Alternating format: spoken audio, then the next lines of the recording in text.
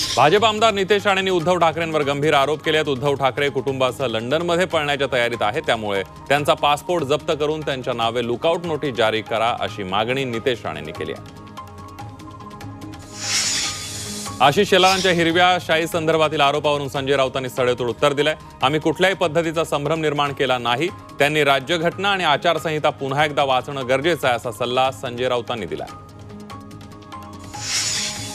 राज्यामध्ये 5व्या टप्प्यामध्ये झालेल्या मतदानाची टक्केवारी घसरली आहे। यामध्ये मतदान प्रक्रियेतला संथपणा कारणीभूत होता का याची चौकशी करण्याचे आदेश मुख्यमंत्र्यांनी दिलेले आहेत। मुख्यमंत्री एकनाथ शिंदे यांनी राज्याच्या मुख्य सचिवांना हे आदेश दिले, तेव्हा मतदान प्रक्रियेवेळी प्रशासनाने पुरेशी काळजी घेतली नव्हती का याची आता चौकशी होणार आहे।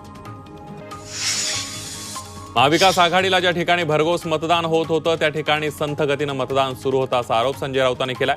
तर संजय राऊतांचा दावा केवळ हिरव्या शाही संदर्भात आहे असं प्रत्युत्तर अमृत नोनी गॅस्ट्रिन, अपचन, ऍसिडिटी, गॅस्ट्रबल ह्यापैकी तुम्हाला कुठलाही गॅस्ट्रिक प्रॉब्लेम झाला, उपाय एकच, अमृत नोनी गॅस्ट्रिन। भाजप नेते आशिष शेलार यांनी दिलाय।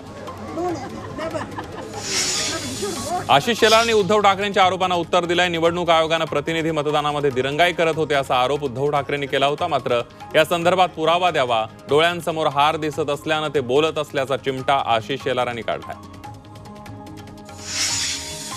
काँग्रेस प्रदेश अध्यक्ष नाना पटोलेंनी उत्तर प्रदेशचे मुख्यमंत्री योगी आदित्यनाथांची तुलना रावणाशी केली आहे। पटोलेंच्या या विधानामुळे वाद पेटलाय। भाजपनं या विधानावर टीका केली आहे, तर केवळ योगींचा नव्हे तर संपूर्ण देशाचा अपमान असल्याची टीका कृष्णा हेगडे यांनी केली आहे।